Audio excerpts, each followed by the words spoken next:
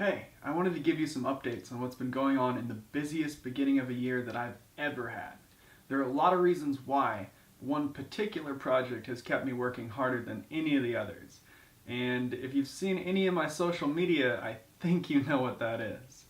But in case you haven't heard, a feature film that I wrote, directed, and starred in, Carpe Diem, European Escapade, had its first release June 23rd, 2018 in countries all over the world, and it came out in the US and the UK on January 23rd, 2019.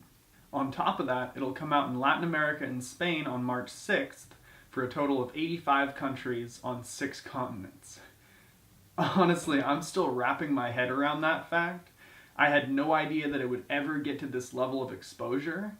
I mean, looking back over the bloopers and behind-the-scenes footage makes me a little nostalgic, remembering just how crazy it was that we were able to finish it at all. I wasn't the only one that felt that way either. Check out what the other main cast and crew had to say about it. Backpacking and filming at the same time was definitely, I believe, the most difficult part of our trip. Those are two pretty separate tasks that take nearly 100% of your energy to do each of them separately. However, we somehow did them both at once, carrying all our camera equipment throughout 5 countries, finding the most random locations that worked for all of us, finding a place to stay that were near the locations that we wanted to film at. The hardest day was in Barcelona, and we had to get up and film in the morning at 10 a.m. I had gotten back at 8 a.m. from some club in Barcelona that served whiskey in very tall glasses and had a foam party.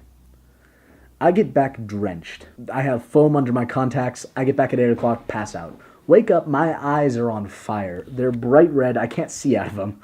And I'm like, ah! I'm basically screaming. It was horrible.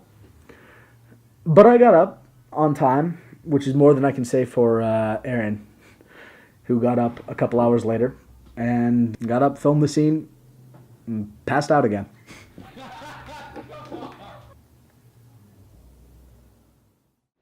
The most challenging part of making this film was definitely backpacking across Europe. I also managed to get sick along the journey, and being able to act and, carry backpacks while I was sick was probably really challenging for me. Part of the script came true. I was on the we had just arrived in location and everyone had packed except for me for some reason, and they got off and I was like, okay, just pack my bags to stop. The train will be here for like a couple of minutes.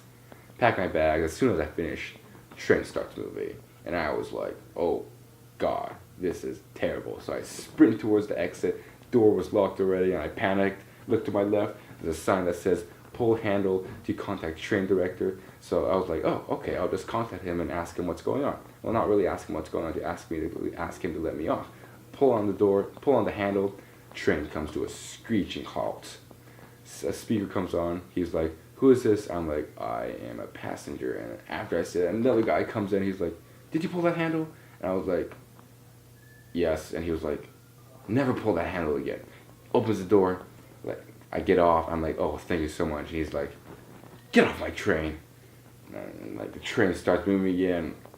And I just I was like, I had a cold sweat down my back, and I like ran towards Eric, Colin, Selena, and they were all like, where were you? And I was like, oh my god, like the script just happened. Honestly, working on this film was one of the best things that's happened in my life. I got to roam Europe with 3 great friends, filming a movie about stuff that we all found funny. We would just make up new things. This movie started off, it was going to be 50 minutes long. We bonded. Our entire group bonded. It was a good time. The first part that was most fun for me was collaborating, backpacking, and filming. I love doing both of those things and just able to do it with my greatest friends throughout Europe, making a feature film. Just that whole experience was exhilarating and I loved every moment of it. It's going to be absolutely amazing. And I'm proud to have taken part of ATAEC's, first feature film. Carpe Diem is going to go really far. It's definitely worth to watch it over and over again. I had to share that since this chapter of our lives is finally coming to an end. To be honest, there was a time when I wasn't sure if I'd live to see the day it came out. But in between burning the candle at both ends, trying to get updated posters, trailers, press releases, plan a release party, billboards, everything else that goes into a film release, I was also directing a campaign video for Dropouts, a TV show produced by Kareem Acox, an Emmy-nominated producer, and written by Kambi Hamis, an actor and writer from Tanzania who got the idea for the show based on his own experiences in moving to a college town on the East Coast. I had a great time on set. It was a really professional crew. We were in and out in under 5 hours, I think. This was also the production where I was the doorman. So I would hold the door open for actors and tell them which casting room to go into so they wouldn't get lost. Never mentioning that I would be their director if they did get the part. I had a lot of fun doing that and kind of getting to know what people are like when they think that no one important is listening. It was really interesting. I'd recommend you do it if you get a chance.